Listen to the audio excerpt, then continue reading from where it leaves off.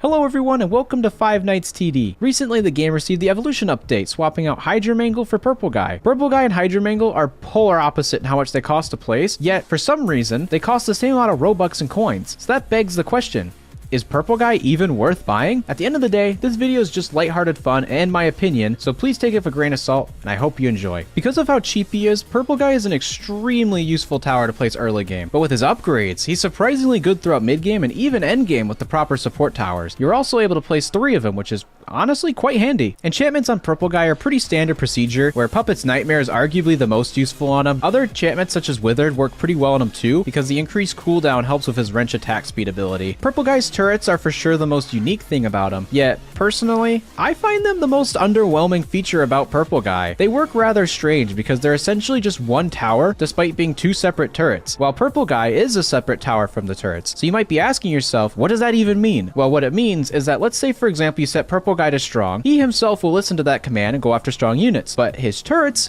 don't listen to that, and they'll still independently target on the first unit instead, so they're basically targeting 2 separate zombies on the board despite being set to strong. Another thing to make note of if you were to buy Purple Guy is that his turrets are extremely loud. I'm not sure what the developers were thinking, or if maybe it's just a Roblox issue itself, but they are way louder than the music, they are way louder than any of the bosses. Be sure to bear in mind if you place Purple Guy, wear protective headphones, because even then, it still might not be enough. For being an engineer, he hits like a truck. Purple Guy's damage from his wrench is actually pretty decent, and it pairs very nicely with his turrets. Unfortunately though, his turrets do not have as good as damage. A matter of fact, they're kind of weak. Once again, I do think they pair nicely though because he has that short cooldown swing, so the turrets pretty much just clean up right after he's done swinging. Also, another point to make is that literally less than a week ago, we just had the ability to buy Hydromangle for 75,000 coins, the same price as Purple Guy, and yet he was a much better endgame tower than Purple Guy is. In my opinion, would it almost be better if he was cheaper? Instead of 75,000 clams, maybe 50,000, 55,000? Maybe I'm not using Purple Guy correctly for endgame. Let me know in the comments what you guys use to make them a bit more useful. So let's get back to the beginning of the video. Is it worth buying Purple Guy? In my opinion, yes. Although I do wish he was a little cheaper to purchase with coins or Robux. He's really cheap to place and upgrade and works really well as a supporting tower rather than like a high damage tower, and works great for early to mid game. And if he's paired correctly with support towers, he could even be good for end game as well. Anyways, if you enjoyed this video, be sure to like and subscribe and let me know about your opinions on Purple Guy, and I hope to see you guys in the next video. Goodbye!